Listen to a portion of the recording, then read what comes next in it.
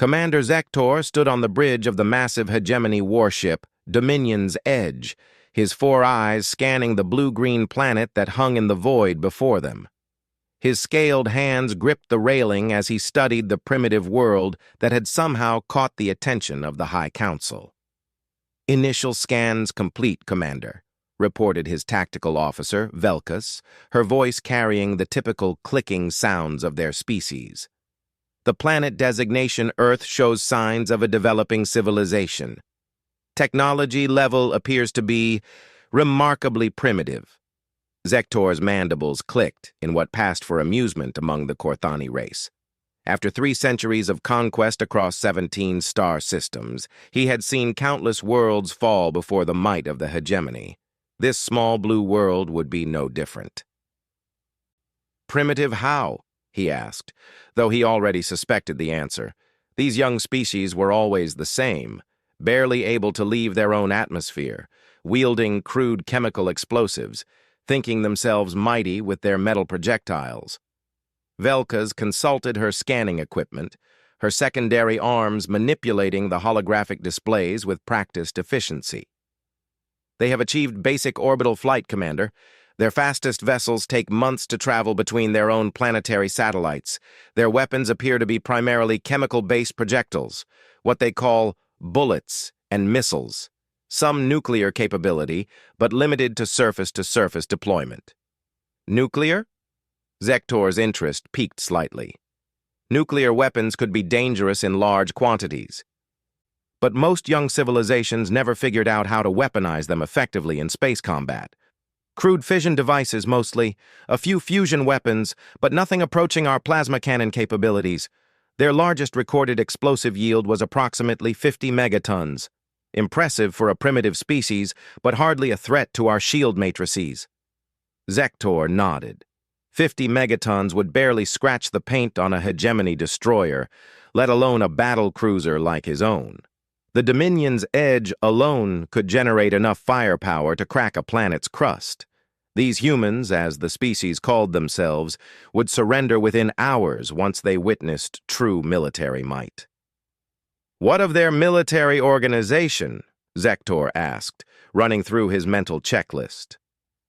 Understanding enemy command structure was crucial for quick subjugation. "Fragmented," Velkas replied with obvious disdain. "They maintain separate military forces divided by arbitrary geographical boundaries. Nearly 200 individual nations, each with their own armed forces. No unified command structure, no standardized equipment or tactics. They actually fight among themselves regularly." This was even better than Zektor had hoped. Divided enemies were the easiest to conquer. The hegemony had perfected the art of playing primitive factions against each other, then sweeping in to claim the ruins when the dust settled. Population assessment? Approximately 8 billion individuals. High reproductive rate, but short lifespans.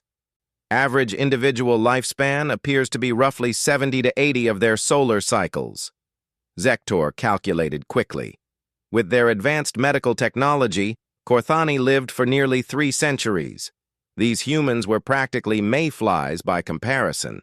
Their military leaders would barely have time to gain significant experience before dying of old age. "Technological assessment complete, Commander," another officer reported from the sensor station. "Their most advanced military vehicles are atmospheric aircraft capable of supersonic flight. Ground vehicles are primarily wheeled or tracked, powered by chemical combustion engines. Their space presence consists of a few small orbital stations with no visible weapons. No plasma weaponry, no particle beams, no gravitational manipulation devices." "None detected, Commander." "Their energy weapons appear limited to primitive laser systems used primarily for targeting and range finding. No evidence of directed energy weapons capable of causing significant damage." Zektor's confidence grew with each report. This would be one of the easiest conquests in hegemony history. The humans wouldn't even be able to reach his ships to mount an effective defense. "What about their ground-based weapons? Planetary defense systems?" Velkas's mandibles clicked in what might have been laughter. They have missile systems capable of intercontinental range, but nothing designed for orbital defense. Their fastest missiles travel at approximately 7 kilometers per second. Our point defense systems can track and destroy objects moving at 20 times that speed. Resource assessment? Highly promising, Commander. The planet shows abundant water, mineral deposits, and organic matter. The third planet from their star sits in an optimal habitable zone. Gravity is slightly lower than our homeworld. Atmospheric composition is suitable for Corthani physiology, with minimal atmospheric processors. The population could provide an adequate labor force after initial reduction and conditioning. Zektor reviewed the tactical hologram floating before him. 8 billion humans spread across 7 continents, divided into warring factions, armed with chemical weapons that couldn't even reach orbit. It was almost disappointing. The High Council had made this sound like it might actually be challenging. "Sir," came a voice from the communications station, "we're receiving multiple transmission sources from the planet's surface. It appears they've detected our presence. Already, their sensor technology must be better than we estimated." "Negative, sir. Analysis indicates they detected us with optical telescopes. They appear to be looking at us with magnified visual sensors." Zektor paused. They had detected a cloaked hegemony battle group using primitive optical equipment. That was either incredible luck, or these humans had better observational skills than their technology suggested. Still, seeing an enemy and being able to fight them were entirely different matters. "Put their communications on the main display. Let's see how these primitives react to first contact." The bridge's main screen flickered to life, showing a bewildering array of different transmission sources. Unlike most species the hegemony encountered, these humans weren't sending a single unified message. Instead, dozens of different signals were being broadcast from locations all over their planet. "Multiple languages detected," the communications officer reported. "Their species appears to use several hundred distinct communication protocols. I'm running them through the Universal Translator Matrix now." Within minutes, translated text began scrolling across secondary displays. Zektor read with growing amusement as reports flooded in from various human organizations. "Unknown objects in high Earth orbit, definitely artificial. Massive in scale. No known technology capable of achieving this. DEFCON 2 has been declared. All military branches to highest alert status. Civilian populations advised to remain calm. The Vatican confirms these are likely extraterrestrial visitors, prayers being offered for peaceful intentions. Beijing reports full military mobilization, missile silos at ready status. Moscow confirms similar sightings. Premier calling for emergency session." Zektor watched the humans scramble like insects whose nest had been disturbed. Their military leaders were shouting orders, their civilians were panicking, and their politicians were making speeches. It was the same pattern the hegemony had seen on dozens of worlds. "Commander, we're detecting increased activity at several of their military installations," Velkas reported.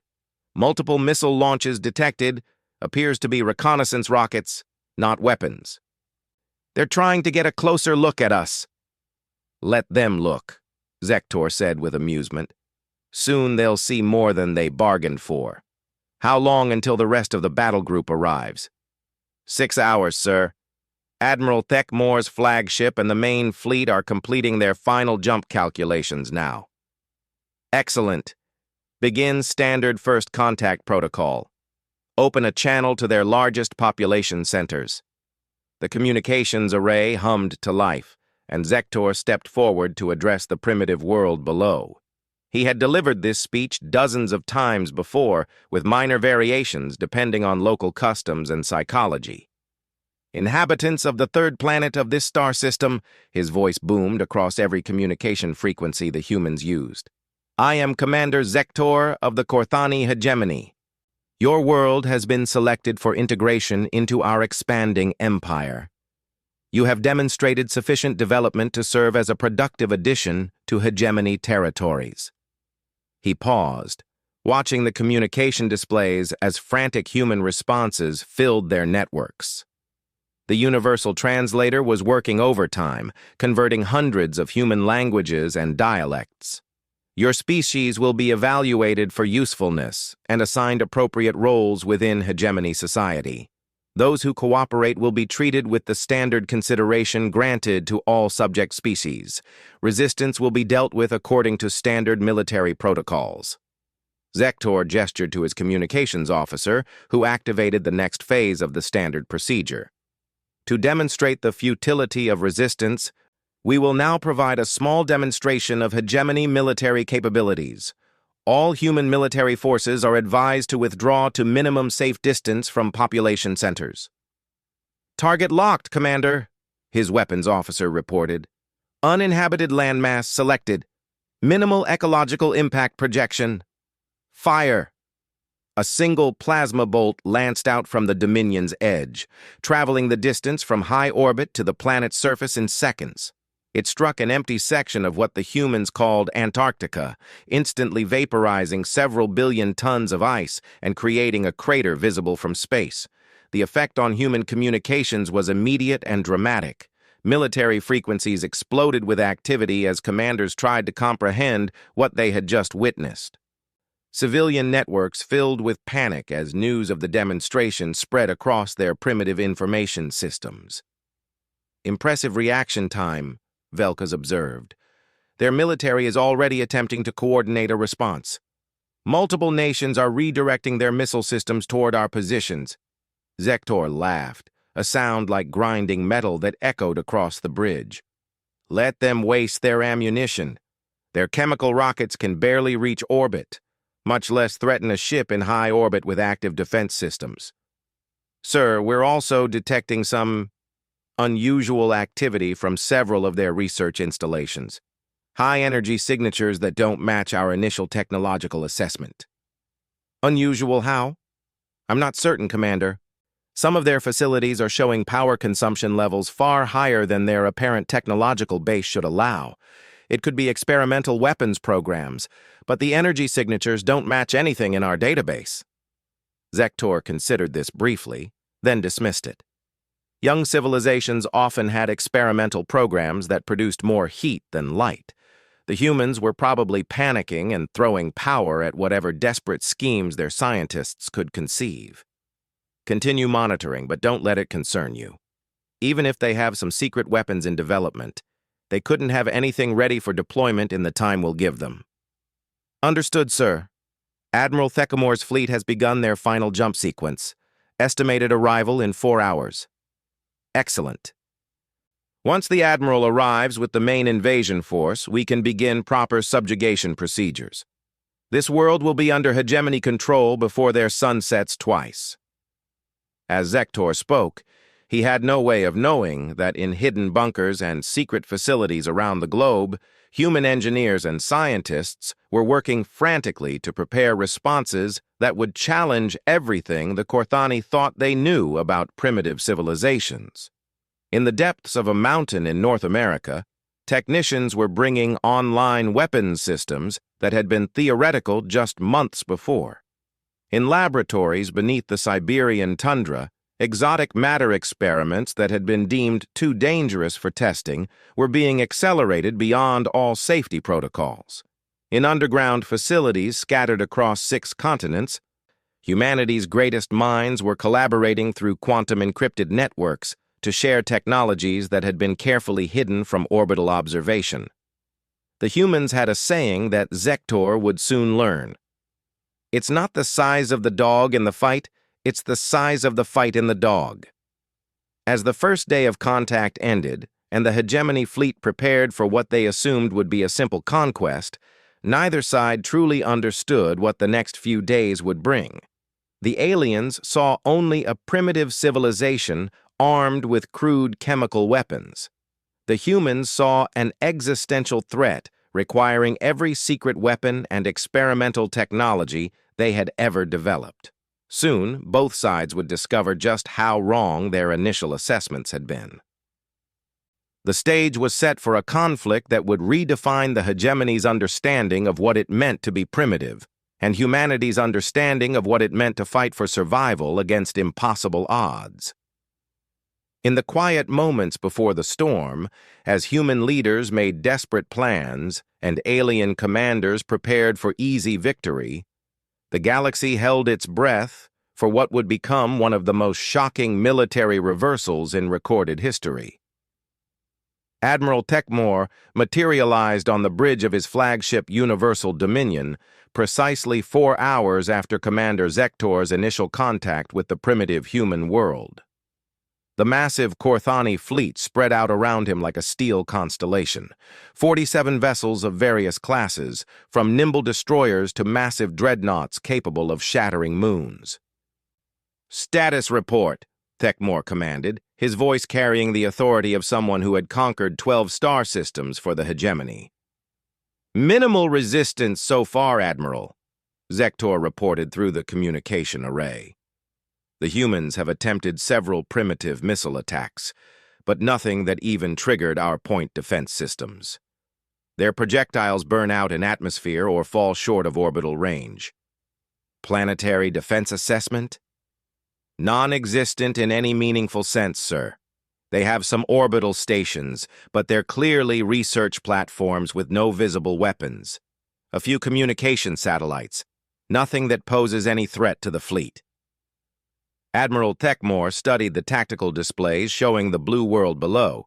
His sensors painted a picture of a fragmented civilization still bound to their planet's surface, armed with technology barely advanced enough to reach their own moon. It should have been a routine subjugation. "Sir," his tactical officer interrupted, "we're detecting some unusual energy readings from the planet's surface. High-power emissions from multiple locations that weren't present in the initial scans." "Define unusual." "The power signatures suggest massive energy generation far beyond what their apparent technology should allow.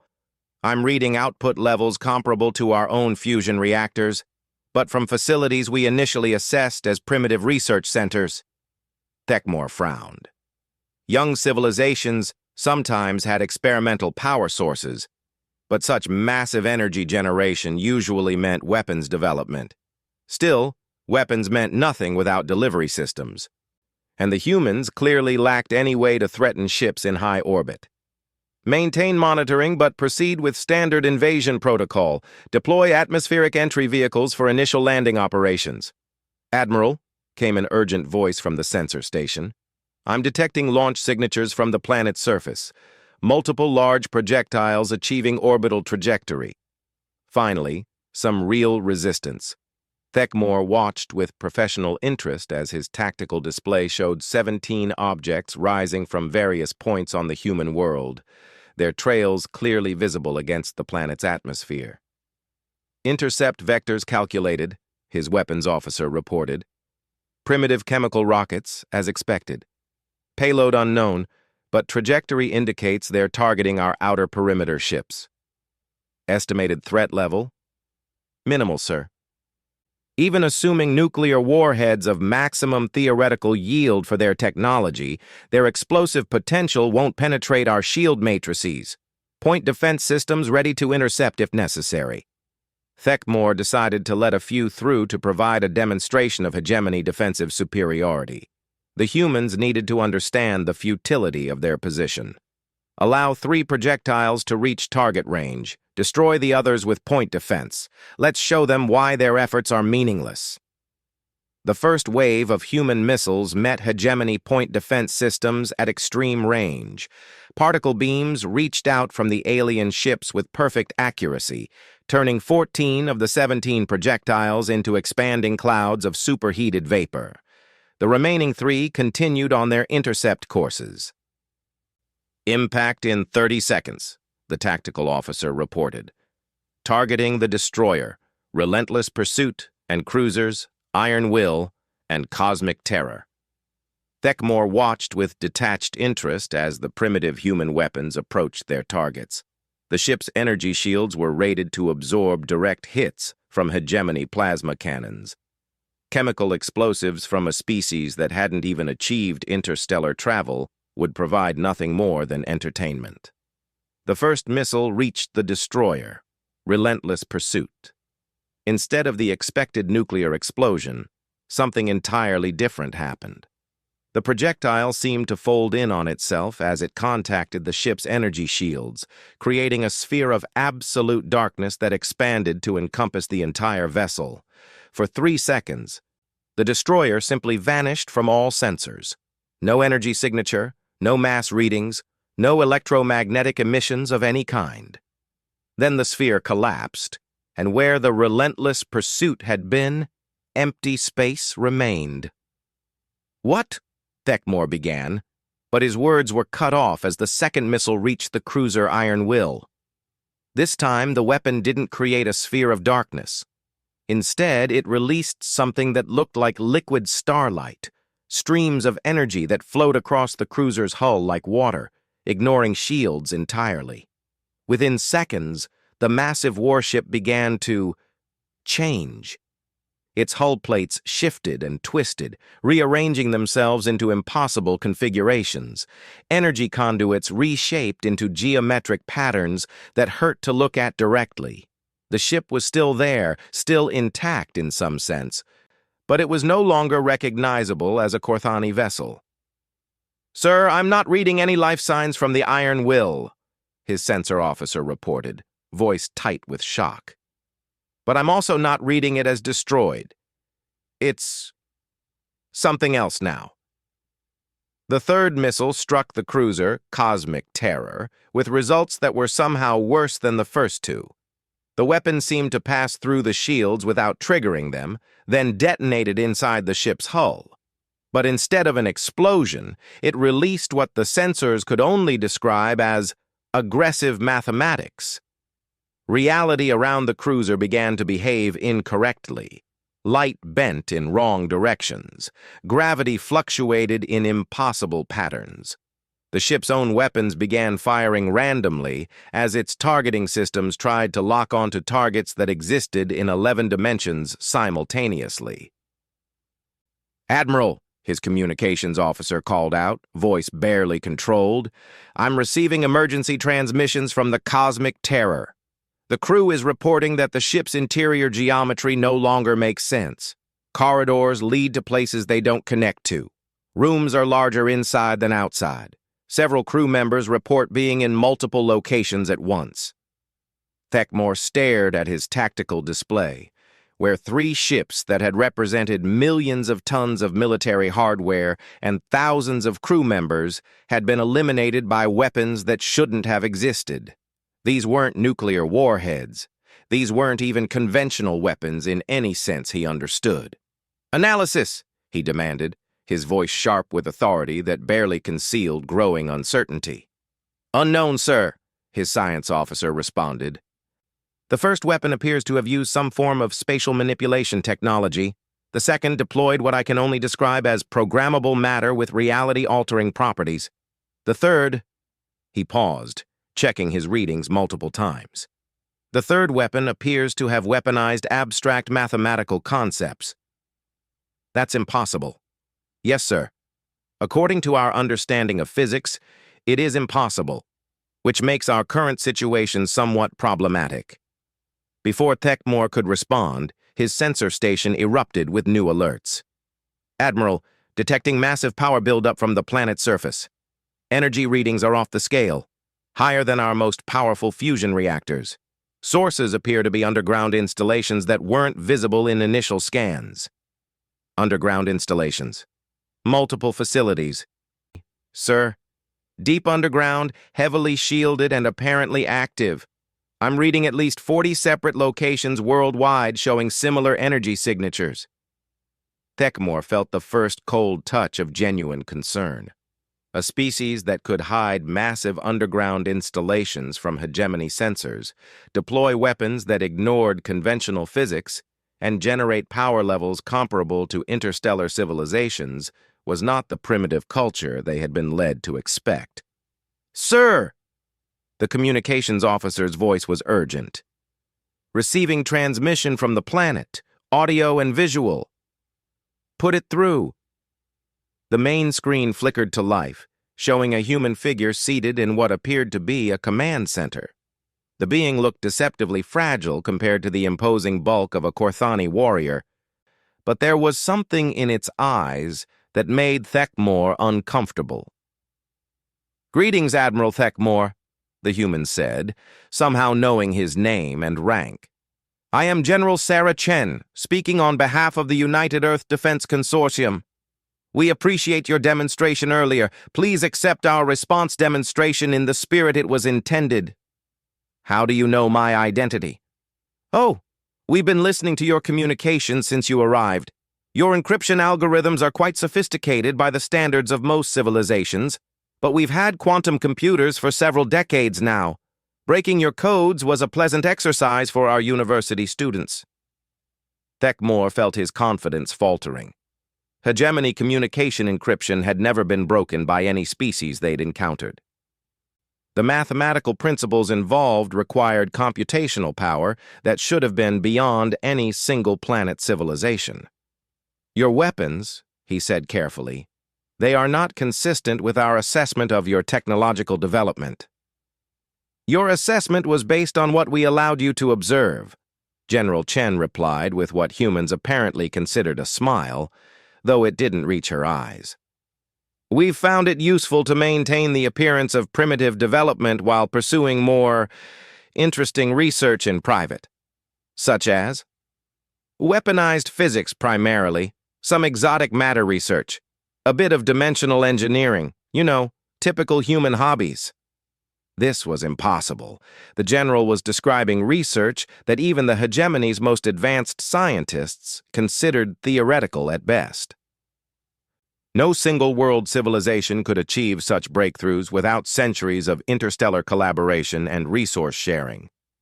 "I don't believe you," Thekmor stated. "That's perfectly understandable," General Chen replied. "Most species have trouble believing humans exist at all once they learn what we're capable of. We have an unfortunate tendency to treat the impossible as merely inconvenient."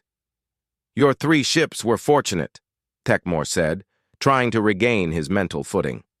"Experimental weapons, no doubt difficult to produce and deploy.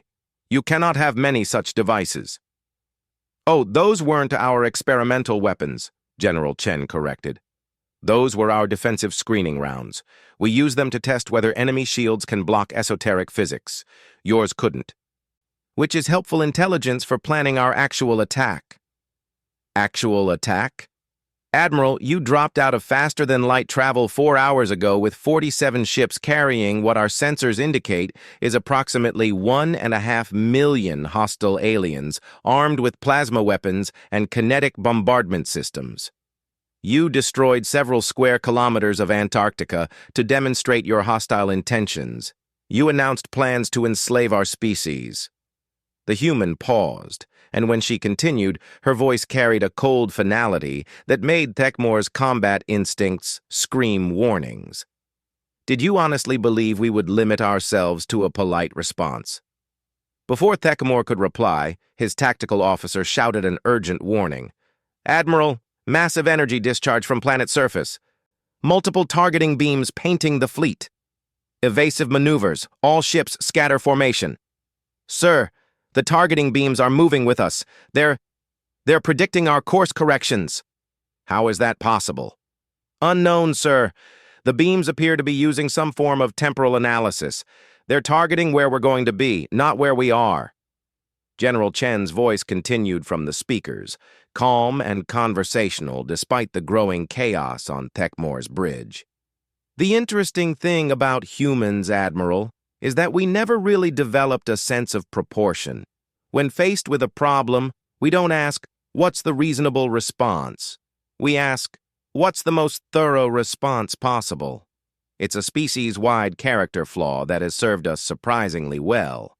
"Incoming projectiles!" the sensor officer screamed. But these weren't missiles rising from the planet. Instead, things began to emerge from what appeared to be tears in space itself, rips in reality that opened near each hegemony ship and disgorged weapons that shouldn't have been able to exist. Some of the projectiles were made of crystallized time, moving at velocities that caused them to arrive before they were fired. Others appeared to be constructed from weaponized probability, making it statistically impossible for point defense systems to intercept them.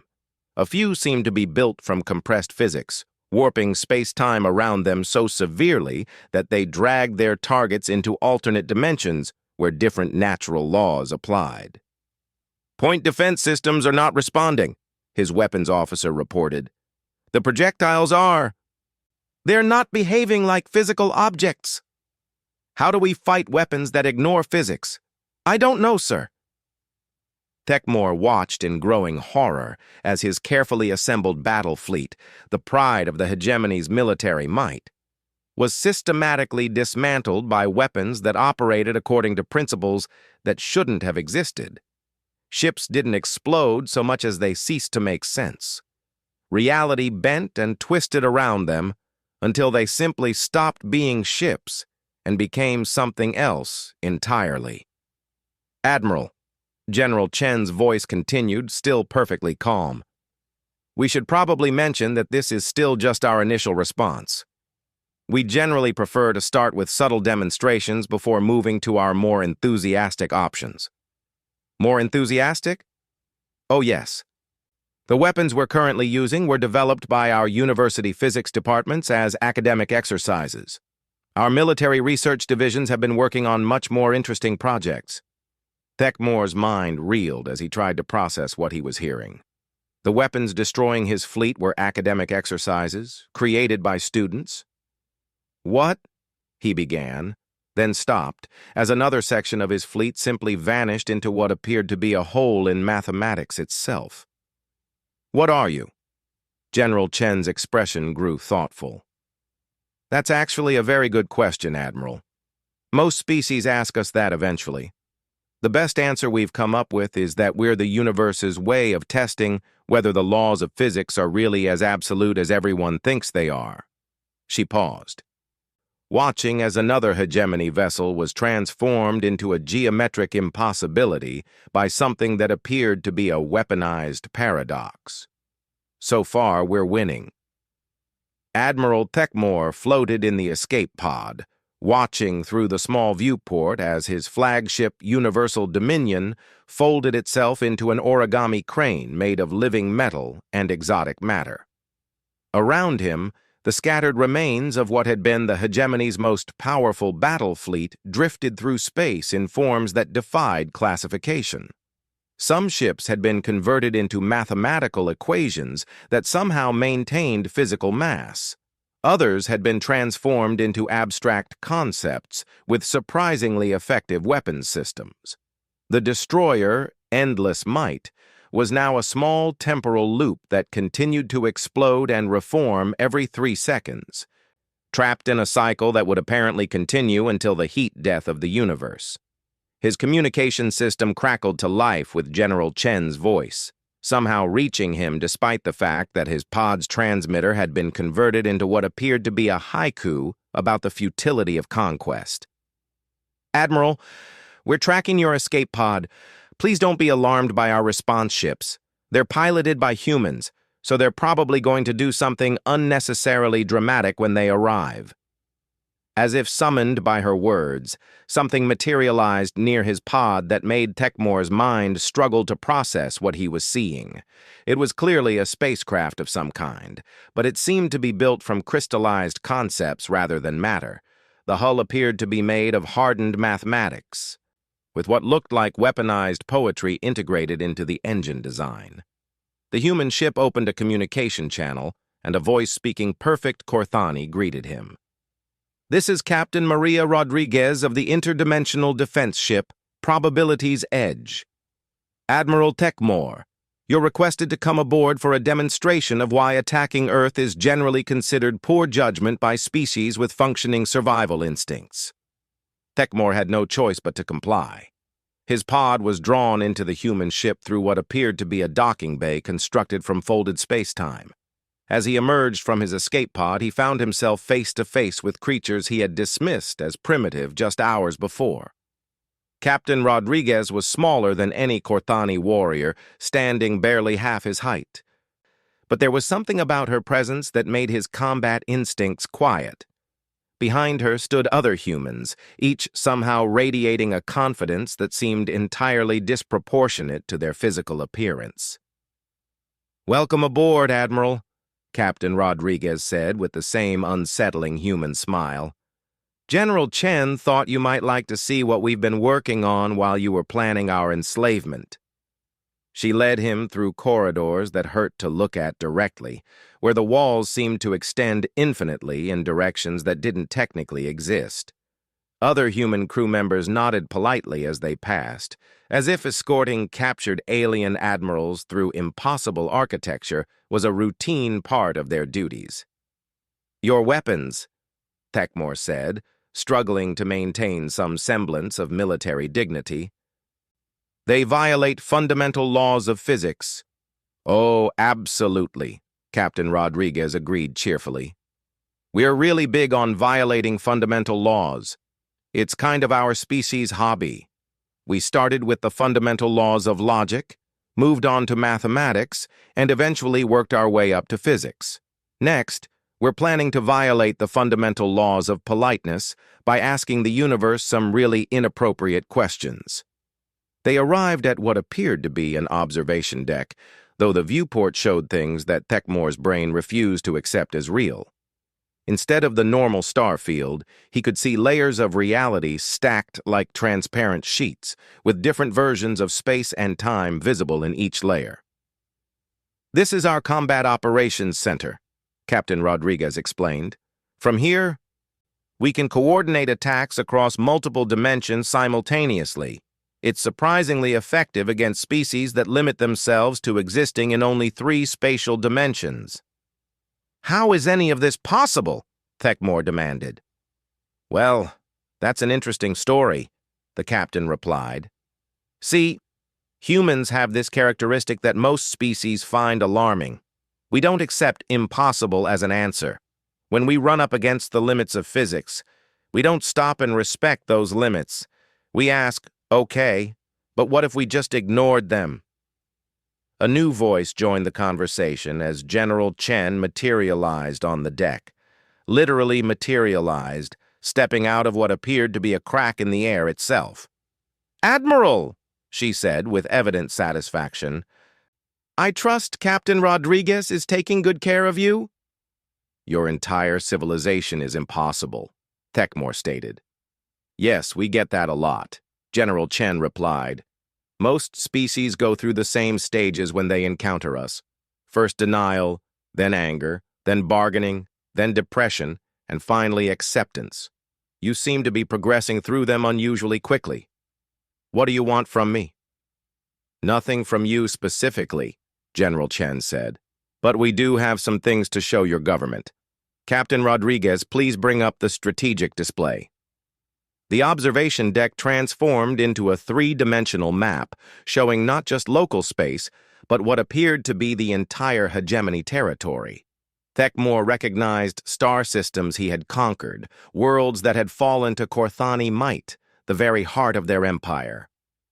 "We've been doing some research on your civilization while you were trying to destroy our fleet," General Chen explained.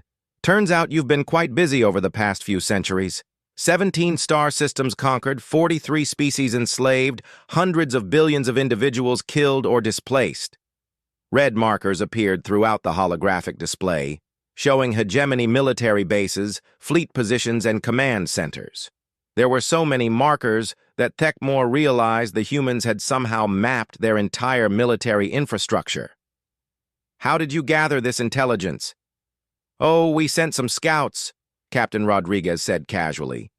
"Turns out when you can travel through folded space-time and exist in multiple dimensions simultaneously, traditional military security measures become somewhat inadequate." "Scouts? But we never detected any human ships in hegemony space." "That's because they weren't ships, exactly," General Chen explained. "We sent graduate students in their doctoral thesis projects. Experimental vehicles built from theoretical physics and powered by aggressive curiosity. Your sensors couldn't detect them because they technically didn't exist in any dimension your equipment could perceive. Graduate students? Advanced doctoral candidates, mostly. We figured if they could successfully infiltrate and map an interstellar empire as a thesis project, they'd have earned their degrees. Plus, it gave them valuable real-world experience in applied impossibility. Thekmore stared at the strategic display, realizing that his entire civilization had been comprehensively surveilled by alien university students as part of their academic requirements. "What are your intentions?" he asked, though he suspected he didn't want to know the answer. General Chen's expression became serious. "Admiral, your species has built an empire on conquest and enslavement. You've caused immeasurable suffering across 17 star systems. Under normal circumstances, that would make you a threat that needs to be eliminated." "Under normal circumstances?" "However," she continued, "humans have a particular character trait that consistently surprises other species. Despite being capable of casual violations of physical law, we're remarkably fond of giving people second chances." The strategic display shifted, showing not just military targets, but civilian populations, cities, agricultural centers, and what appeared to be Korthani cultural sites. "We could end your entire civilization in approximately 17 minutes, Captain Rodriguez added helpfully. "We've run the calculations. Reality-based weapons are remarkably efficient against species that insist on existing within conventional physics. But," General Chen continued, "we're prepared to offer you an alternative, which is complete withdrawal from all conquered territories, immediate release of all enslaved populations, reparations to damaged civilizations, and most importantly, a comprehensive education program for your species about why enslaving other people is considered poor form by civilized societies." Thekmore's mandibles clicked in disbelief. "You're offering to negotiate? After demonstrating the ability to destroy our entire civilization?" "That's exactly why we're offering to negotiate," General Chen replied. "Any species that would continue fighting after seeing what we're capable of would be too dangerous to leave alive. Any species wise enough to accept reasonable terms after such a demonstration might be worth preserving." "And if my government refuses?" Captain Rodriguez answered with the same cheerful tone she'd maintained throughout their conversation. "Then we'll be forced to demonstrate why humans are considered the universe's most effective problem solvers. We have a saying, there's no problem that can't be solved by the appropriate application of impossible physics and overthinking. Your government will never accept these terms." "Actually," General Chen said, consulting a device that appeared to be built from crystallized time, "they already have." "What?" "We might have forgotten to mention that while you were attacking our world, we simultaneously opened diplomatic negotiations with your High Council. Turns out, when you can demonstrate the ability to exist in multiple timelines simultaneously, it's possible to have very productive conversations about policy changes." The strategic display shifted again, showing what appeared to be a live feed of the Korthani homeworld. Thekmore could see his own capital city, but something was different.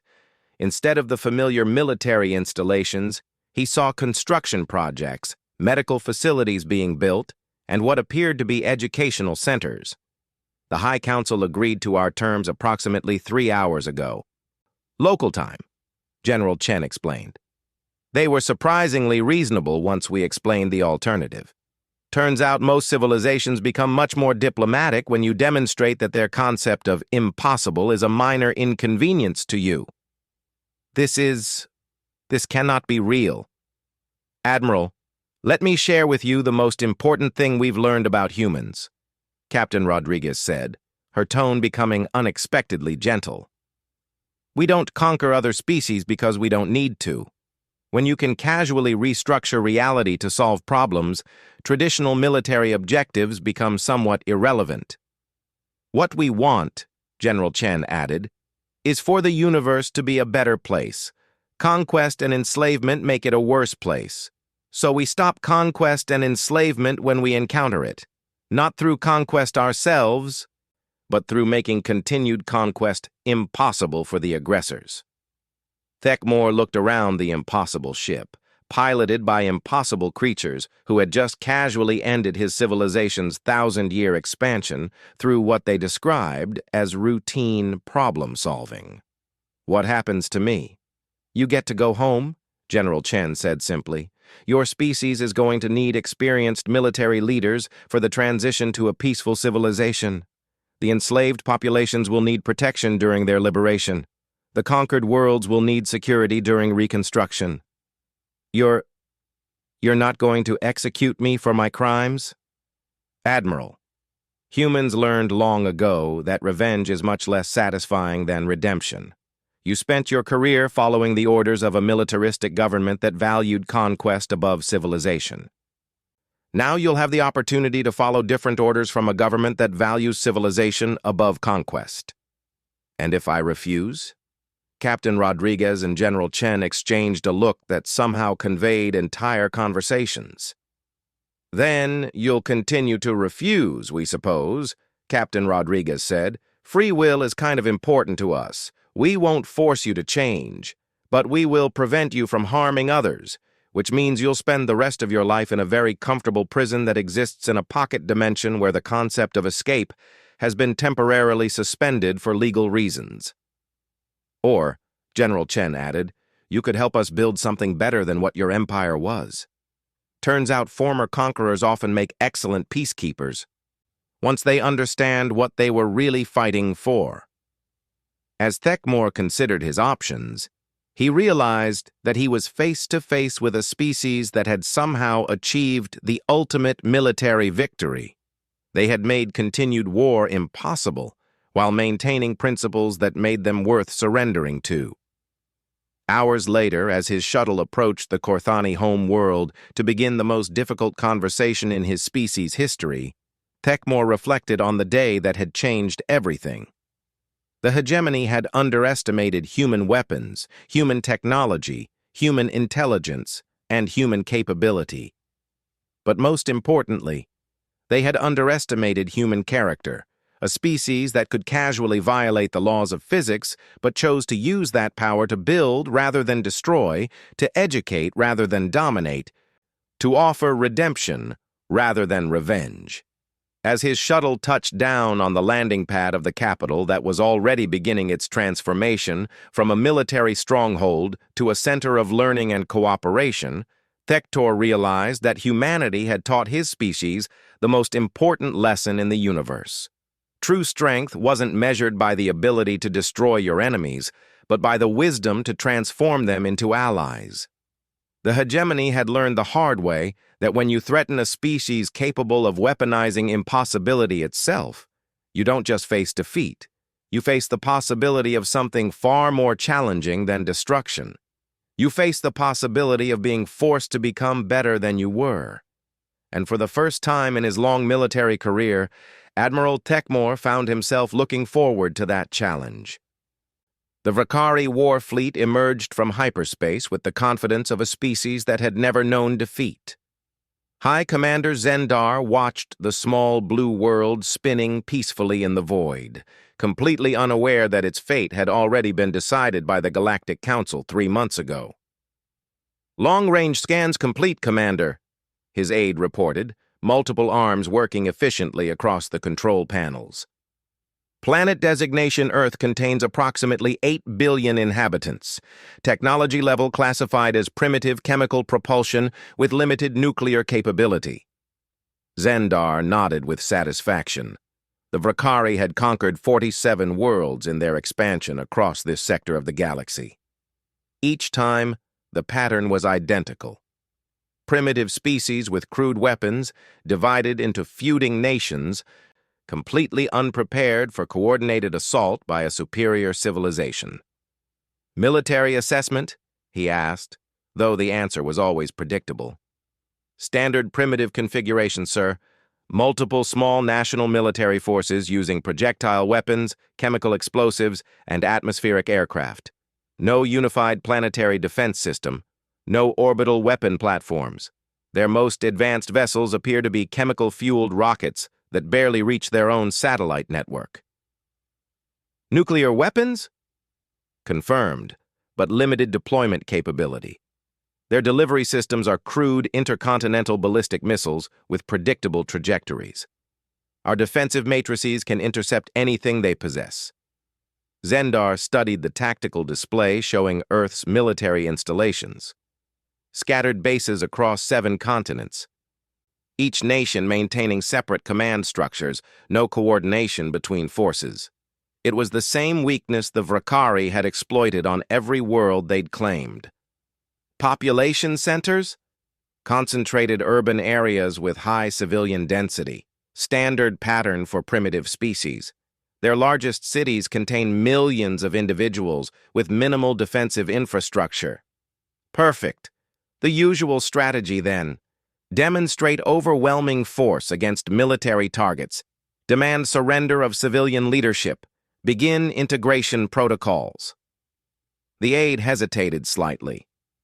Sir, there is one unusual factor in the intelligence reports. Define unusual. This species appears to have an abnormally high rate of internal conflict.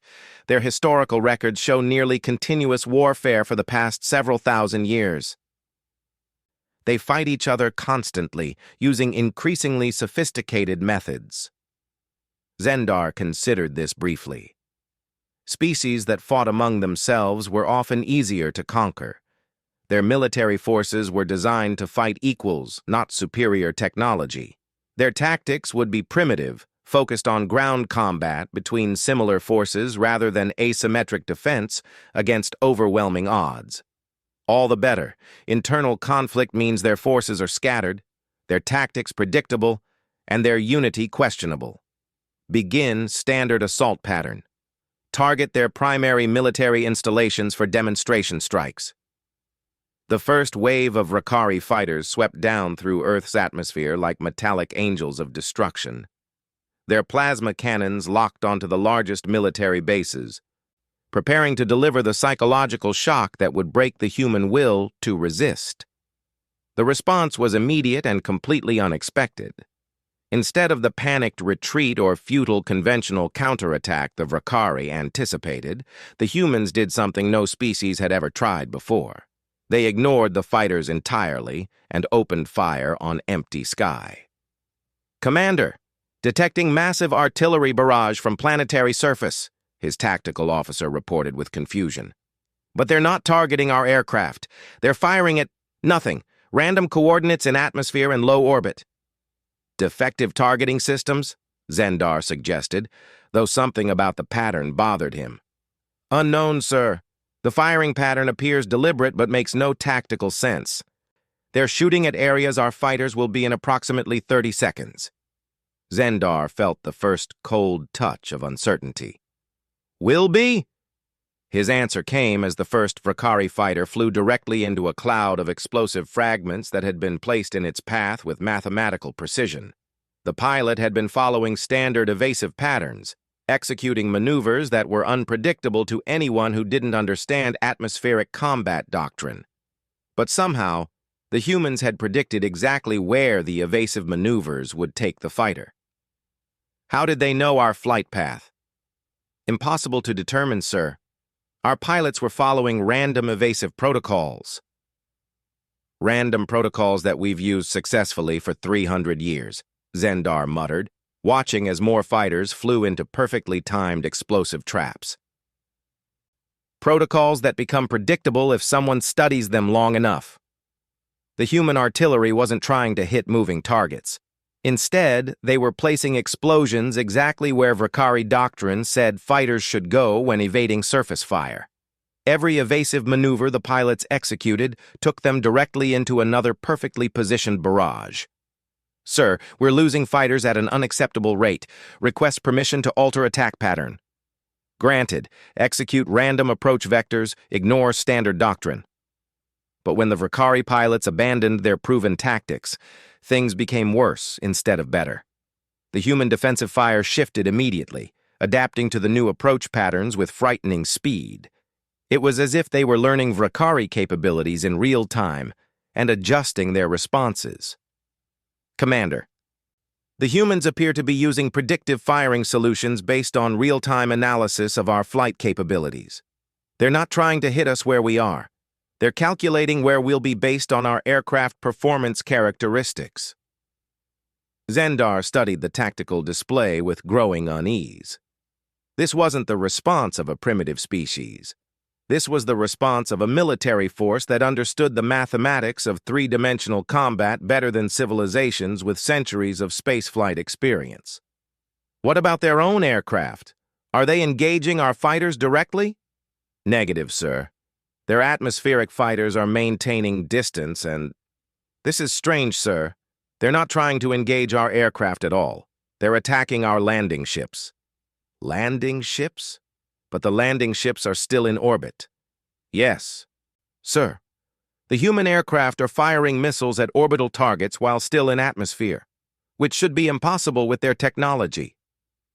Zendar watched in disbelief as primitive human fighter jets launched weapons that somehow managed to reach orbital altitude and strike at Vakari landing craft. The missiles themselves were crude chemical rockets, exactly what intelligence had predicted. But they were being guided by targeting systems that shouldn't have existed. Analysis of human targeting capability. Unknown technology, sir. Their guidance systems appear to be learning. Each missile that misses provides data that makes the next missile more accurate. They're using our own defensive responses to improve their targeting solutions. That's impossible. Adaptive targeting requires computational power beyond anything a single world civilization could develop. Yes, sir. But it's happening. As if the situation wasn't confusing enough, Zendar received a report that made him question his understanding of primitive warfare entirely. Sir, detecting incoming projectiles from planetary surface. Massive launch signature suggesting nuclear weapons.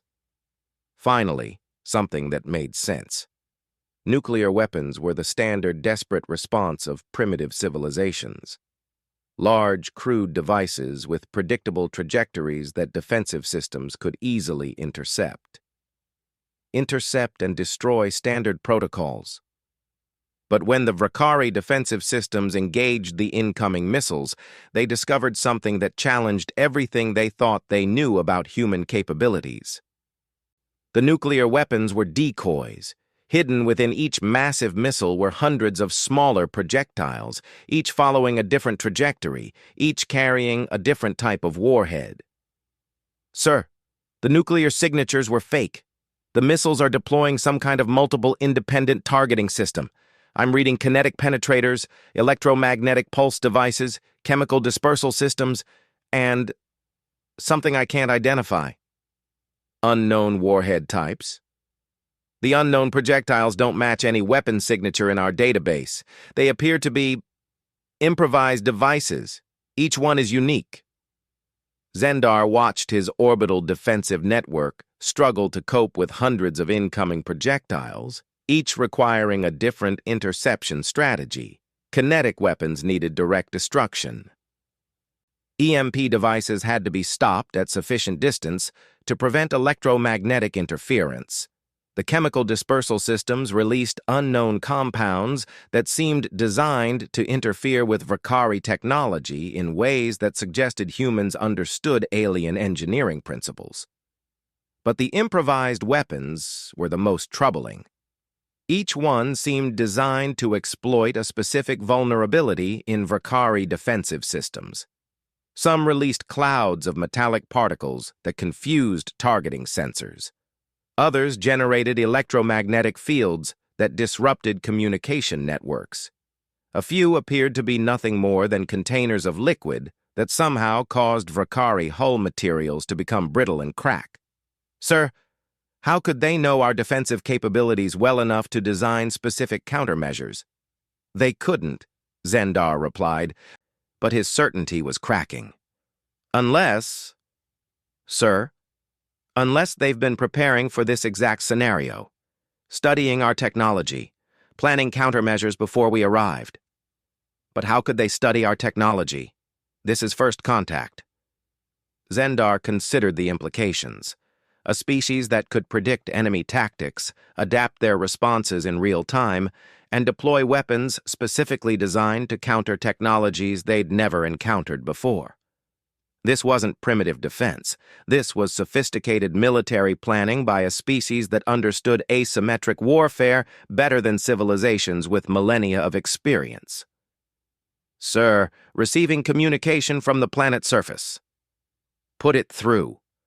The main screen flickered to life, showing a human in military uniform seated in what appeared to be a command center. Behind him, multiple displays showed tactical information that made Zendar deeply uncomfortable.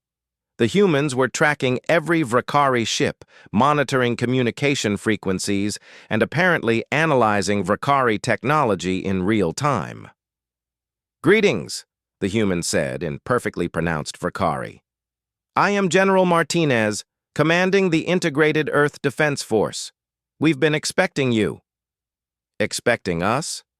"Oh yes, your species follows very predictable expansion patterns. We've been studying Vrakari conquest methodology for approximately 18 months, ever since our deep space monitoring networks detected your approach to this sector." "Deep space monitoring? But your technology level?" "Is exactly what we wanted you to observe," General Martinez replied, with what humans apparently considered a smile. "We've found that species planning invasion tend to make better tactical decisions when they have accurate intelligence about their targets. Inaccurate intelligence leads to poor planning, which leads to mission failure." Zendar felt reality shifting around him as he processed this information.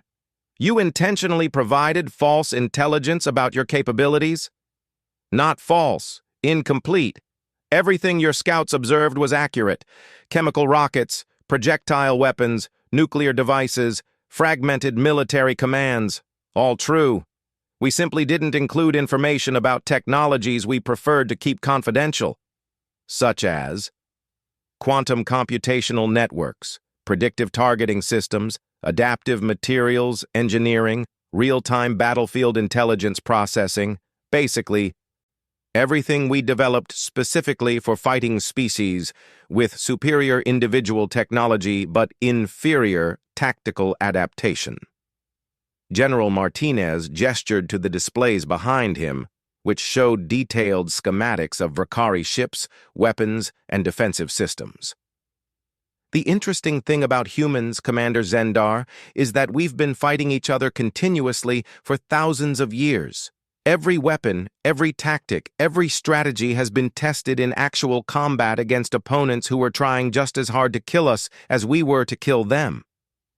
"What does that have to do with us?" "Everything. You see, when a species spends millennia perfecting the art of war against equals, they become very good at fighting superiors. We don't need better technology than our enemies. We just need to understand their technology well enough to make it irrelevant." As General Martinez spoke, more reports flooded into Zendar's command center. Human forces were emerging from hidden installations across the planet.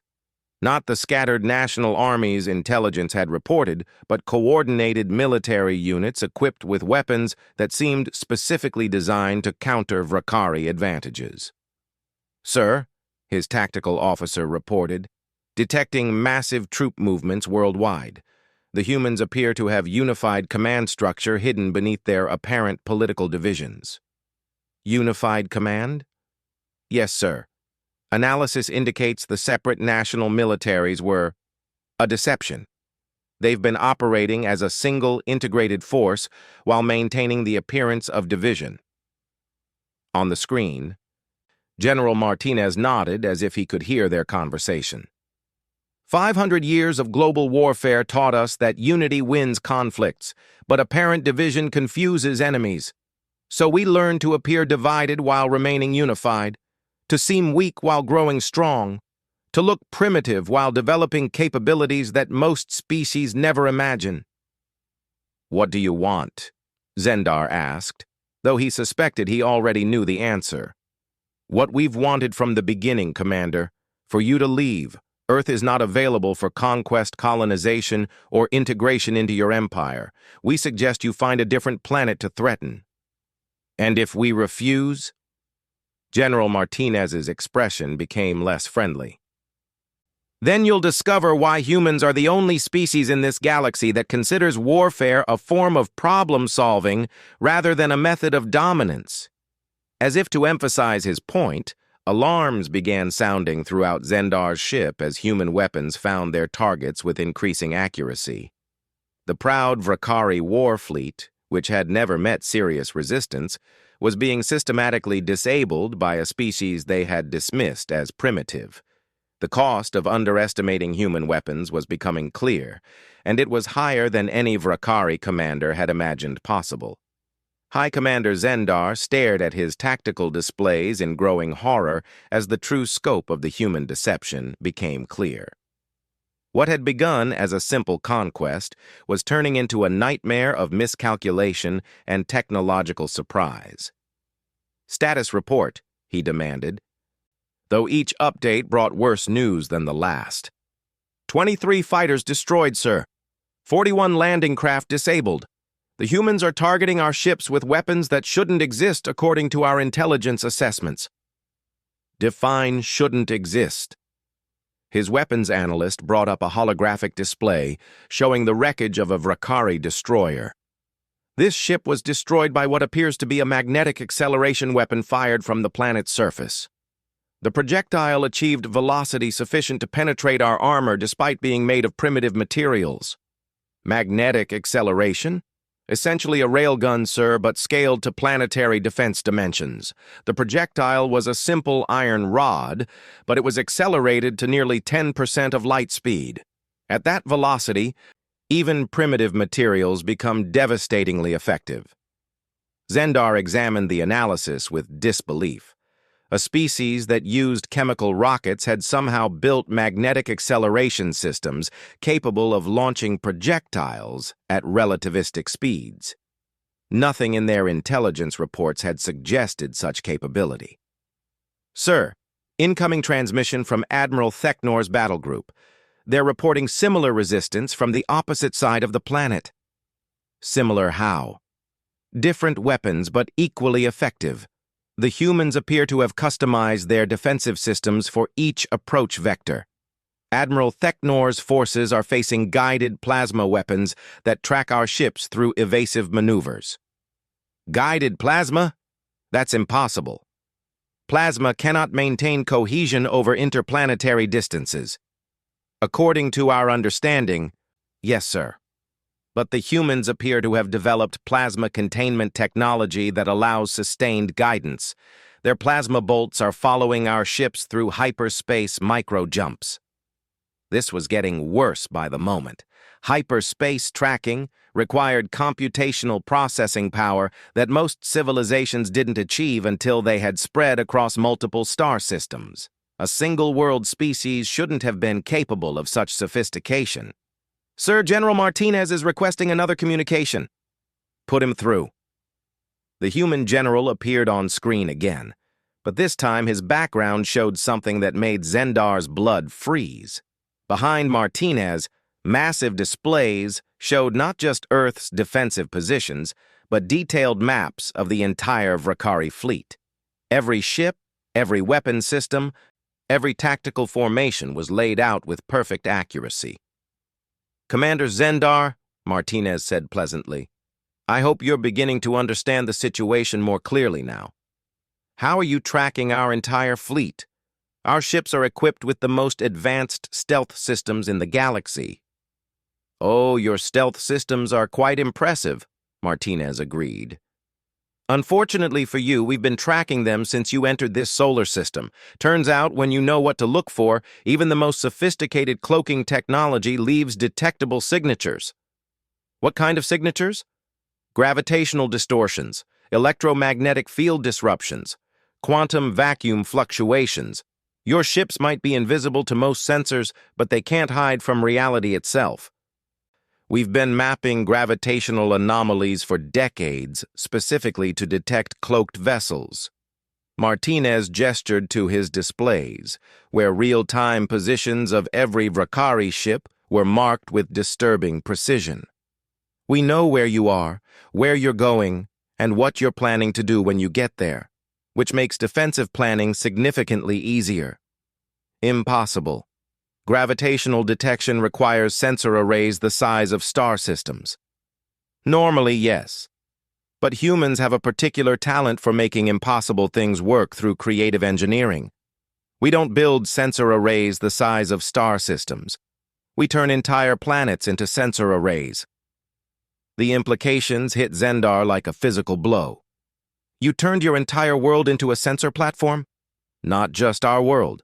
Our moon, our orbital stations, our deep space probes, even our communication satellites. Everything human-built in this solar system is part of an integrated detection network. We've been tracking your approach for months. As if to prove his point, Martinez's displays shifted to show the approach vectors of reinforcement fleets that Zendar had thought were still secret. Ships that hadn't even entered the solar system yet were marked on the human tactical screens. "Sir," his communications officer whispered urgently, "how are they detecting Admiral Veltar's reserve fleet? Those ships are still 3 light hours away and running silent." Zendar was beginning to suspect he didn't want to know the answer to that question. "General Martinez, what other capabilities have you concealed from our intelligence gathering?" "That's an interesting question, Commander. The honest answer is that we haven't concealed anything. We simply haven't demonstrated everything we're capable of until now." "Demonstrate it now." Martinez smiled again, but this time the expression was distinctly predatory. "Very well. Colonel Zhang, please activate the orbital defense grid." Zendar's tactical displays exploded with new contacts as objects began emerging from what appeared to be empty space around Earth. Not ships exactly, but structures that had somehow been hidden from Vakari sensors despite being massive enough to threaten capital ships. "Stealth platforms?" he breathed. "Not stealth, camouflage. We built them to look like space debris, disabled satellites, and orbital junk. Your sensors detected them, but your computers classified them as harmless. Turns out there's a significant difference between hiding something and making it appear unimportant." The platforms unfolded like mechanical flowers, revealing weapons systems that made Zendar question everything he thought he knew about human technology. Massive directed energy cannons, particle beam projectors, and what appeared to be some kind of exotic matter launchers. "Sir, energy readings from those platforms are off the scale. They're generating power levels comparable to our dreadnought reactors." "How many platforms?" "Approximately 300, sir. Positioned throughout Earth's orbital space in a defensive grid pattern. 300 hidden weapons platforms, each with firepower comparable to a major warship, all disguised as space debris. The humans hadn't just been hiding their capabilities. They had been preparing for interstellar war while making it appear they were barely capable of spaceflight. "Commander," Martinez continued, "I should probably mention that the orbital platforms are just our initial response. If you'd like to escalate further, we have more interesting options available." "Such as?" "Asteroid mining stations that are actually mobile weapons platforms. Communication satellites that double as targeting relays for relativistic kill vehicles. Deep space research probes that are monitoring your home system for strategic vulnerabilities." Each revelation was worse than the last. "You have surveillance assets in Vakari space?" "Oh, yes. We've been studying your civilization quite thoroughly. Fascinating culture, actually. Very impressive military tradition. Unfortunately, your tactical doctrine hasn't evolved much in the past few centuries, which makes your responses quite predictable." Zendar felt his understanding of the situation collapsing entirely. The humans weren't just defending their world. They had been planning for interstellar conflict and gathering intelligence on potential threats across multiple star systems. "Sir," his aide reported, receiving emergency transmissions from across the fleet. Human weapons are achieving impossible accuracy against evasive targets. Our pilots report that the enemy appears to be predicting their maneuvers before they execute them. How is that possible? Unknown, sir. But analysis suggests the humans are using some kind of predictive artificial intelligence that models pilot behavior in real time. Martinez overheard the exchange and nodded approvingly. Your pilots are very well trained, Commander. Their responses follow optimal evasive patterns with remarkable consistency. Unfortunately for them, optimal patterns are predictable patterns if you have sufficient computational power to analyze them. Predictive AI requires massive processing capability. Yes, it does. Fortunately, we've been networking human computational resources for decades. Every computer, every smartphone, every electronic device on Earth can contribute processing power when needed. We essentially have a planet-sized artificial intelligence dedicated to tactical analysis. A planet-sized AI. Zendar struggled to comprehend the implications. Most civilizations didn't achieve such computational integration until they had colonized multiple worlds. These humans had somehow created a collective intelligence using primitive electronic devices. Sir, Admiral Theknor is reporting catastrophic losses. Human forces are deploying weapons that appear to violate several fundamental laws of physics. Violate how?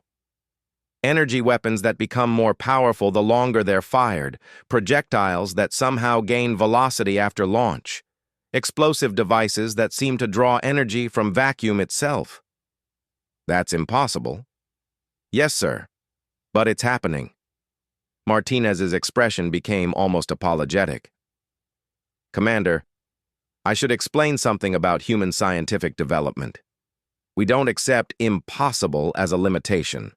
When we encounter physical laws that prevent us from doing what we want, we find ways around them. Around physical laws? Sure. Take conservation of energy, for example. Most species treat it as an absolute limit. We treat it as an engineering challenge. If you can tap energy from quantum vacuum fluctuations, conservation of energy becomes much less restrictive. Quantum vacuum manipulation is theoretical. For most species, yes. For humans, it's Thursday afternoon physics laboratory work. We have graduate students writing doctoral dissertations on practical applications of quantum field manipulation. The scale of human technological capability was becoming clear, and it was far beyond anything the Vrakari had encountered. These weren't primitive warriors with crude weapons. These were advanced scientists with military applications for theoretical physics. Sir, detecting massive energy buildup from the planet's surface. Power levels are approaching stellar output. Stellar output? From a planetary surface? Martinez nodded gravely. Commander, you've demonstrated admirable persistence, but I think it's time to show you why continued aggression would be inadvisable. Professor Kim, please activate the demonstration array. Zendar's sensors detected something that his mind refused to accept. Energy readings from Earth's surface that matched the output of a small star focused into a coherent beam that lanced out toward the edge of the solar system. Where the beam touched an asteroid, matter simply ceased to exist. Not vaporized, not destroyed, simply removed from reality. What kind of weapon is that? Directed annihilation beam. We figured out how to unravel atomic structure at the quantum level and project that effect across interplanetary distances. Anything the beam touches stops being matter and becomes ambient energy. That's stellar-level engineering technology. Yes, but we built it using materials and techniques available on a single world. Turns out you can achieve stellar-level engineering if you're creative enough about resource utilization and energy management. Zendar stared at the tactical display showing the impossible weapon that had just demonstrated the ability to delete matter from existence. A species that could casually manipulate fundamental forces of reality while appearing to possess only primitive chemical technology. Commander, Martinez said quietly, Humanity doesn't want to fight an interstellar war. We'd rather spend our time exploring the universe, advancing our science, and building better societies. But if forced to fight, we fight to win absolutely. What are you saying? I'm saying that your fleet represents the most advanced military technology the Vrakari Empire can deploy. And we've been countering it with weapons we built as engineering exercises using resources available on a single planet.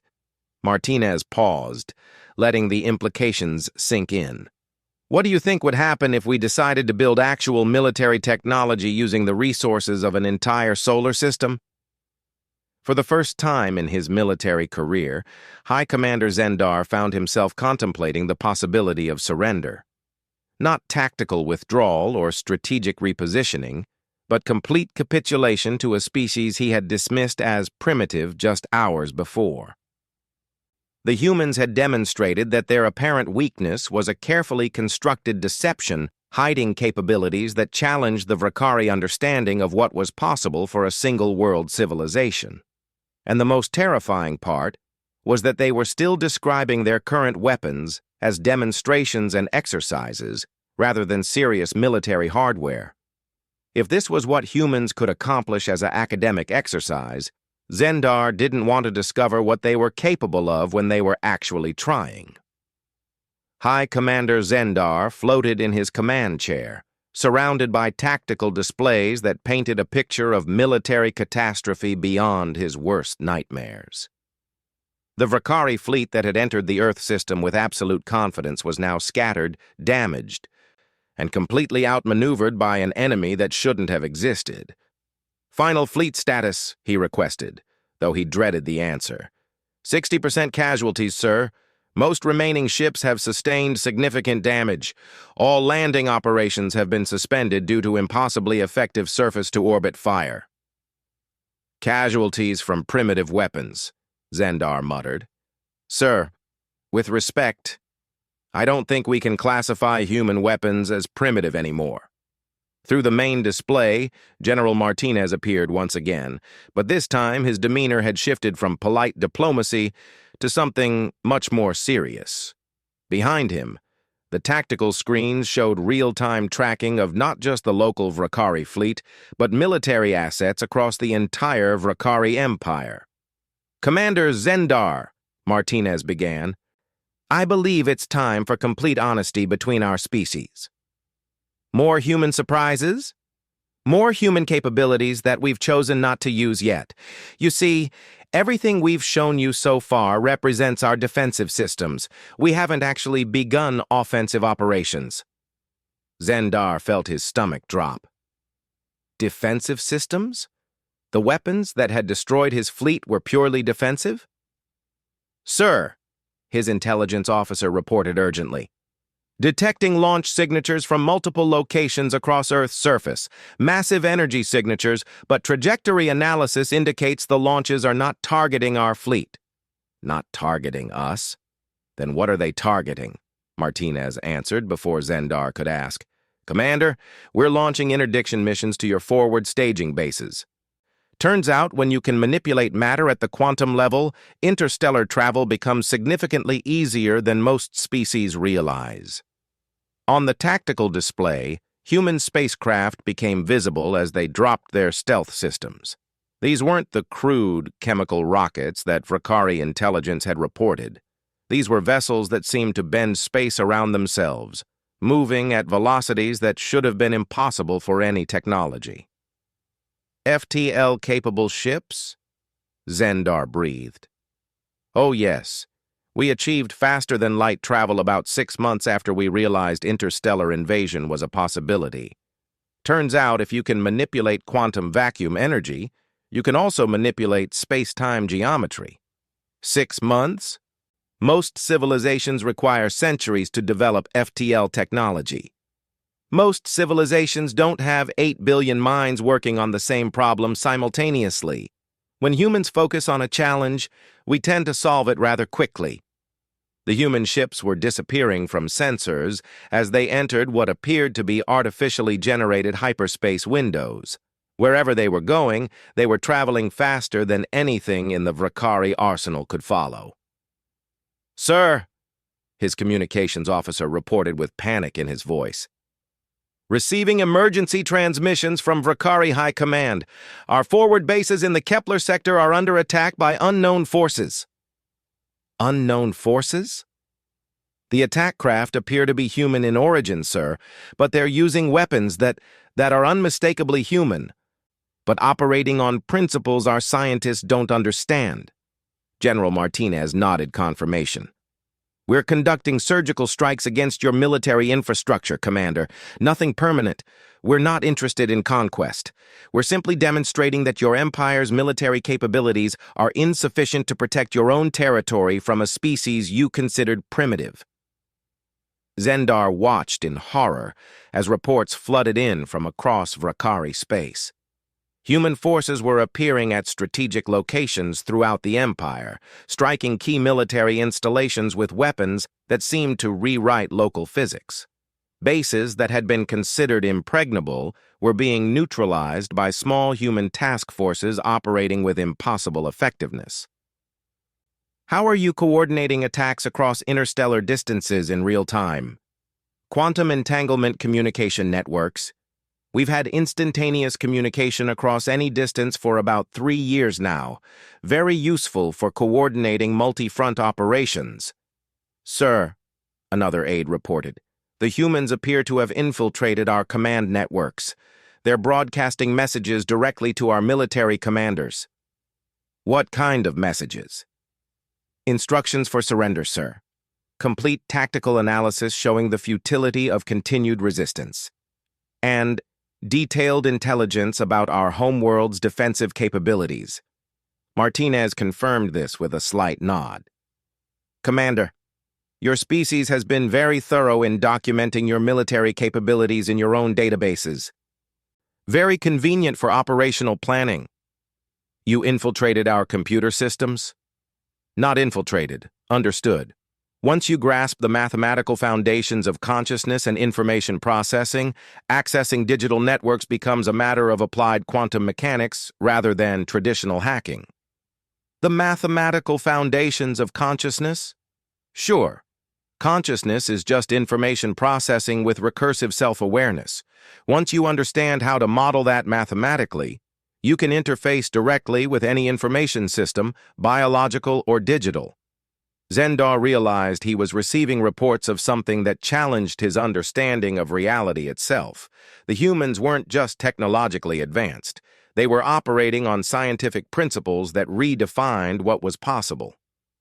Sir, Admiral Veltar is requesting immediate withdrawal authorization. His reserve fleet is taking casualties from weapons that appear before his ships detect any enemy presence. Weapons that appear? The humans appear to be deploying ordnance directly into our ship's interior spaces without penetrating hull barriers. Our crews are reporting human weapons materializing inside sealed compartments. Martinez looked almost apologetic. Teleportation technology. If you can manipulate quantum field states precisely enough, you can transfer matter between distant locations without crossing the intervening space. Teleportation is theoretical impossibility. For most species, yes. For humans, it's a delivery system for removing threats without causing unnecessary casualties. We're teleporting your weapons and critical ship systems to safe disposal locations rather than destroying your vessels with crews aboard. The tactical displays showed the true scope of what the humans were accomplishing. Across multiple star systems, Vrakari military infrastructure was being systematically neutralized by forces that operated beyond conventional understanding of warfare. Commander, Martinez continued, I need to make something clear. Everything we've shown you represents technology we developed specifically for dealing with interstellar threats. But these are still our emergency defensive systems, not our primary capabilities. Not primary? Our primary capabilities are focused on exploration, scientific advancement, and peaceful development. The weapons you've encountered were built by our military research divisions as contingency planning for exactly this scenario. Contingency planning? We've been monitoring electromagnetic emissions from multiple civilizations for decades, Commander. We knew eventually someone would decide Earth looked like an easy target.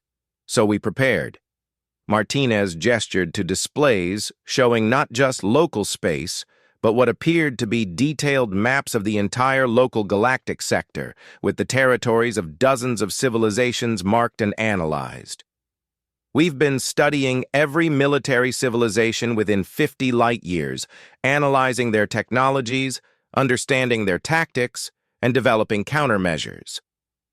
Your species was actually one of our primary study subjects. You studied our entire civilization? For approximately 5 years, your expansion patterns, military doctrine, technological capabilities, cultural psychology. We have complete sociological and tactical profiles of the Vakari Empire. How? Deep space observation platforms, communications intercepts, infiltration by quantum phase reconnaissance units. We've been preparing for contact with your species since we first detected your expansion toward this sector. Zendar felt reality collapsing around him as the scope of human preparation became clear. They hadn't been caught off guard by invasion. They had been expecting it, planning for it, and developing specific countermeasures for years. "Sir," his science officer reported in a shaking voice, "long-range sensors are detecting massive construction activity in the outer regions of this solar system. The humans appear to be building something of enormous scale."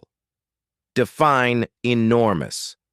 "Approximately moon-sized, sir. Multiple structures using construction techniques that violate several physical laws." Martinez smiled again. "Ah, you've detected our industrial platforms. Yes, we've been expanding our manufacturing capabilities significantly over the past few months." Moon-sized manufacturing platforms? We figured if we were going to be involved in interstellar politics, we should probably scale our production capabilities appropriately. Turns out, when you can manipulate matter at the quantum level, construction projects become much more manageable. What are you manufacturing? Exploration vessels, mostly. We're planning to begin systematic exploration of the galaxy once we resolve this current unpleasantness with your empire. Exploration vessels?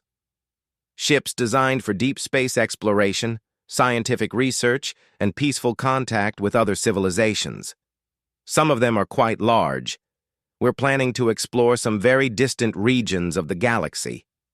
Zendar's tactical officer provided details that made his mind reel. "Sir, the construction platforms are building vessels that appear to be several hundred kilometers in length, using materials that don't match anything in our databases." "Exotic matter construction," Martinez confirmed. "When you can engineer matter at the subatomic level, you can create materials with properties that don't exist naturally. Very useful for building ships designed to travel to other galaxies." "Other galaxies?" "Oh, yes. Once you solve local interstellar politics, the next logical step is intergalactic exploration. We're very curious about what's out there beyond the Milky Way." The reports continued flooding in from across Vakari space as human forces completed their demonstration of overwhelming technological superiority. But instead of conquest or destruction, the humans were systematically disabling military assets while leaving civilian infrastructure untouched.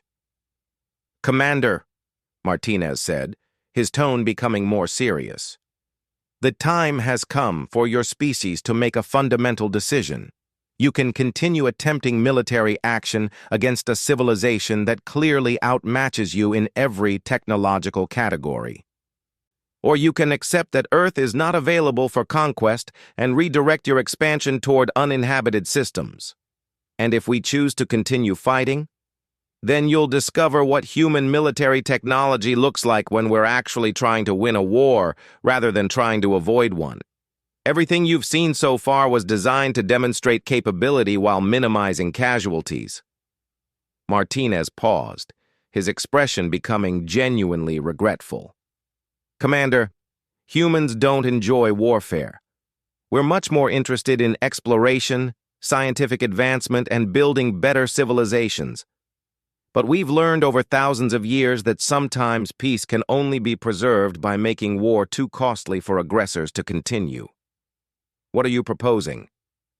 Complete withdrawal of Rakari forces from Earth space, cessation of expansion toward human territory, and perhaps most importantly, redirection of your civilization's impressive capabilities toward exploration and development rather than conquest.